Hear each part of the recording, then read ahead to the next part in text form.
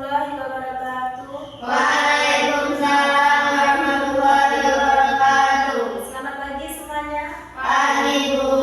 Sehat hari ini? Sehat. Baik. Jadi ini kita bertemu kembali dengan pembelajaran bahasa Indonesia untuk kelas 7 masih dengan materi pembahasan konteks kita yaitu teks Berita.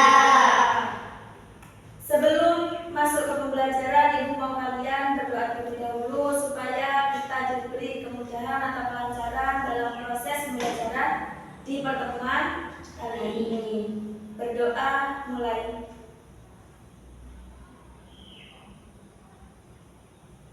Selesai. Selanjutnya Ibu mau share terlebih dahulu ya. Untuk hari ini ada yang tidak hadir? Tidak. Hadir semua berarti ya? Iya. Baik. Ibu coba Ibu bacakan atau sebutkan satu persatu namanya terlebih dahulu. Dia Lestari hadir? Hadir. Kaila Safaulia hadir? Hadir. Kaila Latifatul Munawwarah hadir? Hadir. Nadina Duanatus Zamzam hadir? Hadir. Baik, untuk absen kali ini hadir semua. Semoga kita selalu diberi kesehatan untuk hari ini dan kedepannya ya. Ya. Baiklah, untuk hari ini kita akan membahas yang masih berkaitan dengan konteks kita yaitu teks Berita. Tapi sebelumnya Ibu mau bertanya-tanya dulu kepada kalian tentang materi yang sebelumnya kita sudah bahas ya. Kemarin kita kan sudah membahas tentang struktur teks berita dan ciri-cirinya. Ada yang masih ingat di sini? Masih? Masih. Jadi masih ingat semua ya. Nah, kemudian struktur teks berita itu ada berapa bagian sih? Coba ada yang Empat bagian. ada 4 bagian. Ya, coba yang pertama apa sih usul bagiannya? Kepala berita. Apa? Kepala berita. Berita. Terus yang kedua apa? Teks berita. Berita. Yang ketiga apa? Tubuh berita. Berita. Yang keempat apa? Ekor berita. Berita. Jadi dalam teks berita itu memiliki 4 unsur Berita. Yang pertama yaitu kepala berita, yang kedua teras berita, yang ketiga tubuh berita, dan yang terakhir ekor Berita. Jadi untuk struktur teks berita ini, struktur itu bentukan utuh dari teks berita ya, mulai awal sampai Akhir. Nah, untuk membentuk satu kesatuan unsur teks berita ini harus dibangun dengan beberapa hal lainnya, yaitu dikenal dengan struktur teks Berita. Sebelumnya kalian sudah mencatatkah struktur teks berita atau pembelajaran yang sudah kita bahas kemarin? Sudah. Coba sekarang bilangnya, ada berapa sih struktur teks berita itu? Ada 6. Biasanya kalau dalam istilah bahasa Inggris biasanya dikenal dengan apa? 15. Terus kalau dalam bahasa Indonesia, dalam istilah bahasa Indonesia biasanya disebut dengan adik simba. Nah, apa saja sih 5W1H itu? Sebutkan. Apa? Waktu, where, Jadi struktur teks berita itu ada 6, yaitu what, where, who, when, why, dan who.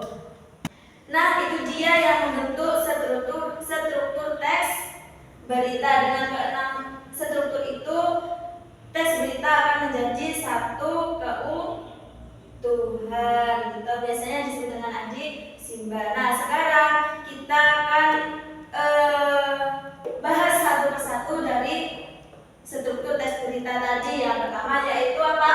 What. Nah, what itu biasanya menunjukkan apa peristiwa yang terjadi. Terus yang kedua yaitu apa? Who. Siapa? Biasanya menunjukkan orang yang terlibat dalam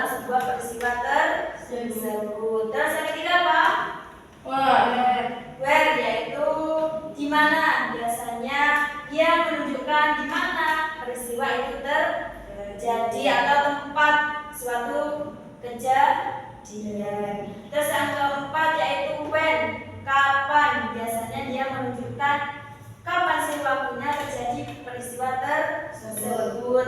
Entah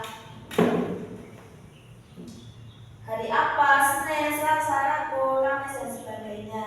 Terus yang terakhir yaitu why, mengapa. Biasanya menunjukkan menjelaskan penyebab terjadinya sebuah peristiwa. Dan terakhir apa?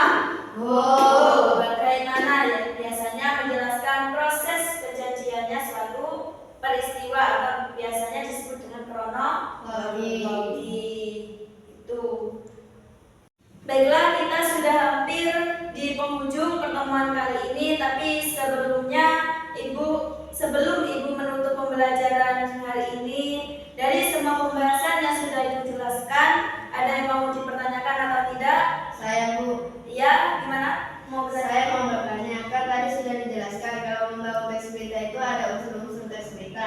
Nah, misalnya kalau di dalam salah satu unsur itu tidak ada, apa masih bisa disebut teks berita atau tidak? Nah, bagus, pertanyaannya sangat bagus.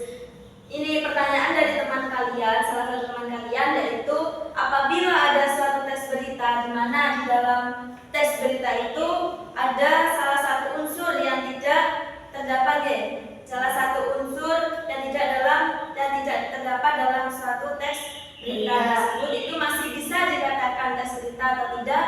Gimana jawaban dari kalian? Iya. Gimana? Iya.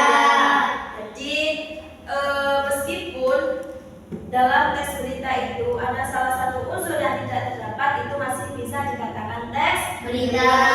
asalkan teks berita tersebut itu bersifat fakta atau nyata. Itu. Jadi meskipun ada salah satu teks berita di dalamnya ada unsur yang tidak terdapat, entah who atau akwat atau why dan sebagainya, dari keenam unsur itu masih bisa dikatakan teks berita asalkan teks berita itu bersifat fakta atau fakta. Jadi untuk kesimpulan pembelajaran atau pembahasan pada hari ini yaitu bahwa dalam unsur teks berita itu ada 4 bagian. Yang pertama tadi apa?